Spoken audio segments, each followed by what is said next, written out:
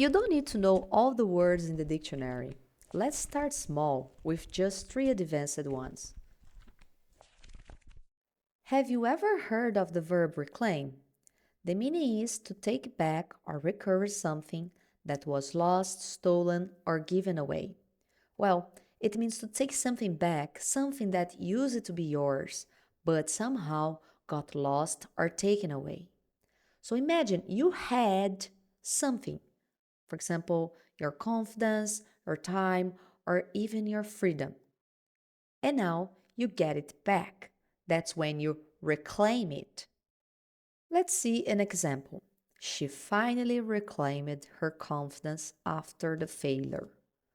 So, in this sentence, she used it to be confident, but after failing at something, she lost that confidence.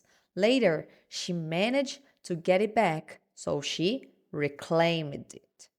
That's what reclaiming is all about, taking back what you once had. Here is a collocation with the verb reclaim. You could say reclaim control.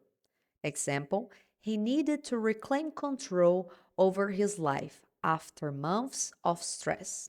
This means he felt lost or overwhelmed for a while, but now he wants to take charge again to reclaim control of his life. Just to remember, when you reclaim something, you're not starting from zero. You're taking back what once belonged to you. The second word is cultivate. Do you know this verb? It sounds a bit formal, but it's actually very common and really beautiful, right? Cultivate. When you cultivate something, you don't just get instantly, you build it slowly with care and attention. It's like growing a plant. You water it, take care of it, and little by little it grows. So, the meaning is to develop or improve something through care or effort. Let's see an example. It's important to cultivate good study habits. It's like what you're doing right now. You're watching this video to improve your English. You're practicing, learning, and growing. You're trying to cultivate the habit of learning English. Here's a collocation with cultivate. You could cultivate patience. Cultivate patience. So, here's an example. Meditation helps people cultivate patience and inner peace. This means that meditation isn't something that makes you calm instantly, but over time it helps you develop patience and a peaceful mind. You cultivate those feelings step by step. So remember, anything meaningful takes time. You don't just get it, you cultivate it.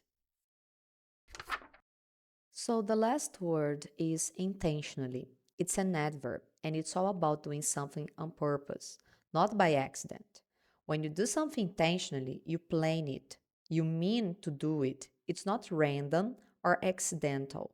You're fully aware of what you're doing. Here is an example. She intentionally ignored his message. So she got a message but decided not to respond on purpose. She made a conscious choice. Think about your own life. Maybe sometimes you intentionally focus on studying instead of scrolling social media. That's you making a deliberate choice. A deliberate choice, deliberate. It's a synonym of done intentionally. Let's see one collocation with intentionally. So you can say, do it intentionally. He did it intentionally to see how people would react.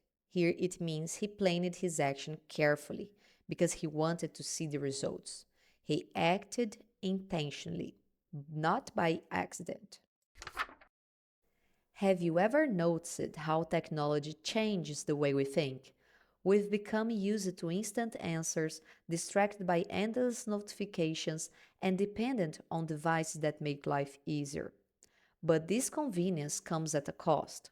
Our attention span is getting shorter, and we find it harder to stay focused for long. In the past, learning something new required patience. Today, information is everywhere, but often too simple. We scroll without thinking, seeing small pieces instead of real ideas. Technology, once a tool for progress, now decides our pace and our habits. Maybe it's time to stop and reclaim our focus, to cultivate mindfulness and to use technology intentionally. After all, progress is only good if it helps, not hurts, our humanity.